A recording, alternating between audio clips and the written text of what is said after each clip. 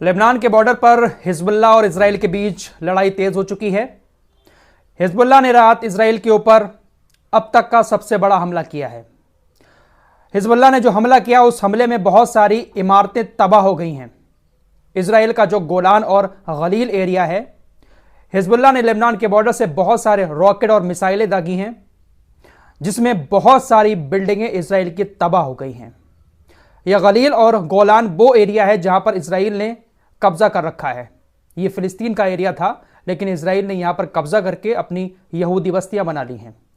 तो इन्हीं यहूदी बस्तियों पर हिजबुल्लाह ने बहुत भारी भरकम अटैक किया, जिसमें बहुत सारी इमारतें तबाह हो चुकी हैं। ज़्यादा लोगों के मारे जाने की खबर नहीं आई है, क्योंकि आपको लगातार बता रहा हूं कि उस एरिया को इजराइल खाली करा चुका है। बस्तियां मौजूद हैं, लेकिन उस बस्ती में रहने वाले यहूदी अपने घरों को छोड़कर भाग चुके हैं।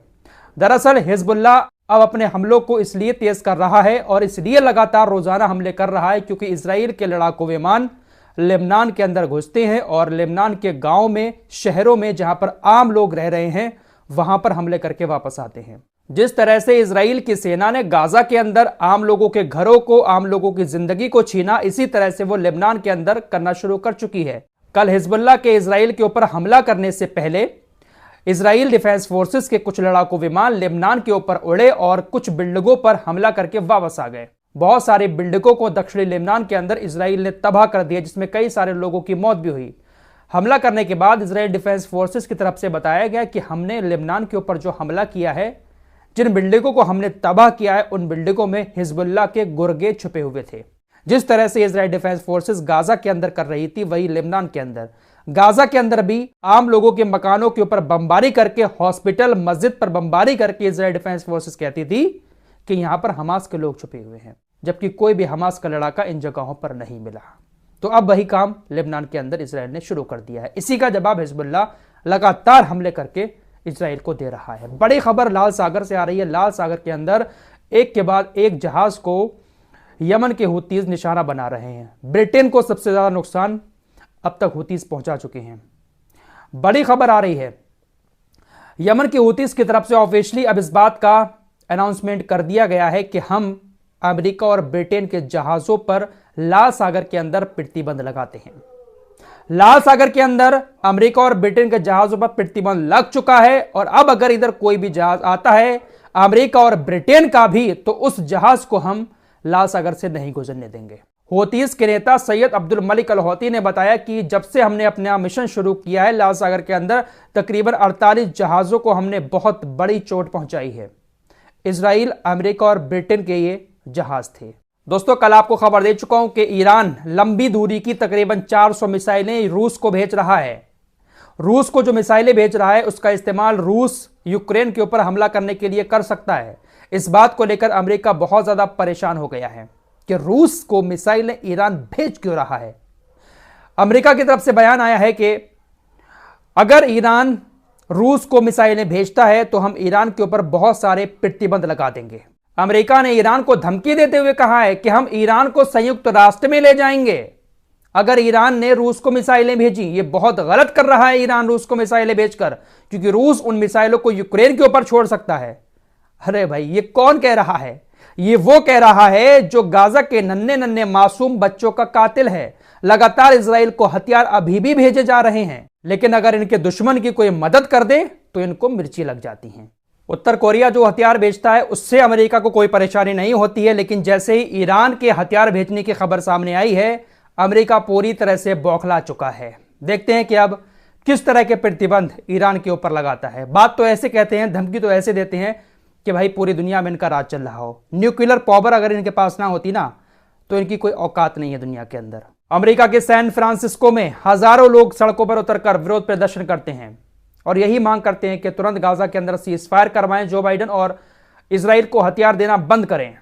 सैकड़ों की तादाद में, हजारों की तादाद में लोग सड़कों पर अमेरिका के अंदर उतर रहे हैं, प्रदर्शन कर रहे हैं और अमेरिका ईरान को ज्ञान दे रहा है कि आप गलत कर रहे हो रूस को मिसाइलें देकर। रूस तो उन मिसाइलों का इस्तेमाल यूक्रेन के बेगुनाह लोगों के ऊपर करेगा। उधर तो इनको बेगुनाह लोग नजर आ रहे हैं, लेकिन गाजा के अंदर नजर नहीं आ रहा है। दोस्तों, अमेरिका खुलकर इतना साथ क्यों दे रहा है? आखिर क्या वजह है? आइए आपको मैं वो वजह भी बता देता हूं। जो बाइडन का जो प्रशासन है, उसमें जितने भी मिनिस्टर हैं, जो बड़े बड़े पद पर बैठे हुए हैं, वो सारे के सारे यहूदी हैं। बाइडेन के प्रशासन की पूरी लिस्ट आपकी स्क्रीन पर लगा रहा हूं। ये टॉप के बाइडेन के प्रशासन के अधिकारी हैं, जिसमें से एंटनी ब्लिंकन विदेश मंत्री भी है, ये भी जूइश है, यहूदी है। तभी तो ये मिडिल ईस्ट के अंदर भागा भागा फिर रहा है और इसकी तरफ से हमेशा इजराइल को ही सपोर्ट करने वाले बयान दिए जाते हैं। ये जितने भी लोग हैं, ये टॉप के ऑफिसर्स हैं जो बाइडेन के प्रशासन के, और सारे के सारे यहूदी हैं। अमेरिका के अंदर सिर्फ 2% से भी कम यहूदी हैं, और 2% से कम यहूदी होने के बाद भी जो बाइडेन के प्रशासन में टॉप के अधिकारी इतने सारे यहूदी भरे हुए हैं। तो जब इतने सारे अधिकारी यहूदी होंगे बाइडेन के प्रशासन में, तो आप कैसे इनसे उम्मीद कर सकते हैं कि ये इजराइल के खिलाफ बात करेंगे? अमेरिका के अंदर बैठे हुए यहूदी इजराइल के यहूदियों के खिलाफ, अपने धर्म के खिलाफ लड़ाई लड़ रहे हैं, लेकिन मुस्लिम फिलिस्तीन के मुसलमानों को मरने के लिए गाजा के अंदर पूरी तरह से छोड़े हुए हैं। ये चंद मुट्ठी भर यहूदी हैं पूरी दुनिया के अंदर, और फिर भी इतनी ताकत रखते हैं, इतना पैसा है इन लोगों के पास, क्योंकि ये हमेशा एकजुट होकर रहते हैं। G20 का नाम आपने सुना ही होगा। G20 में जो 20 देश शामिल हैं, जिसमें से एक ब्राजील भी है। ब्राजील के अंदर अब G20 का शिखर सम्मेलन होगा, तो जितने भी देशों के राजनयिक हैं उन सब की एक बैठक थी। उस बैठक में ब्राजील ने कहा कि देखिए भाई, एक प्रस्ताव लाया जाए और फिलिस्तीन को अलग राज्य बनाने का समर्थन किया जाए। G20 देश फिलिस्तीन को अलग राज्य बनाने का समर्थन करते हुए नजर आए। G20 में हमारा देश भी शामिल है। यह तस्वीर इजराइल के कब्जे वाले वेस्ट बैंक के रामल्ला की है, जहां पर एक गाड़ी खड़ी हुई है। उस गाड़ी पर एक महिला बैठी हुई है सामने बोनट पर।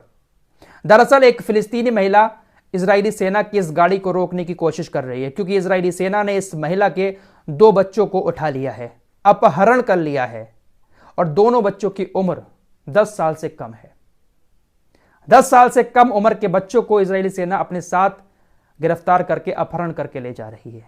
क्या ही जुर्म कर सकता है 10 साल से कम उम्र का बच्चा? लेकिन ऐसे हजारों बच्चों को इजराइल की सेना अपने साथ लेकर जाती है और जेलों में ले जाकर बंद कर देती है। तो यह जुल्म हो रहा है फिलिस्तीनियों के साथ। जिस हद तक जुल्म करती है ये इजरायली सेना, हम और आप लोग उसको महसूस भी नहीं कर सकते। इसीलिए तो इतना नफरत करते हैं फिलिस्तीन के लोग इजरायली सेना से। एक और तस्वीर आपकी स्क्रीन पर है।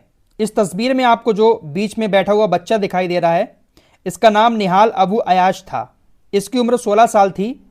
इजरायली सेना ने इसको कल गोली मार दी।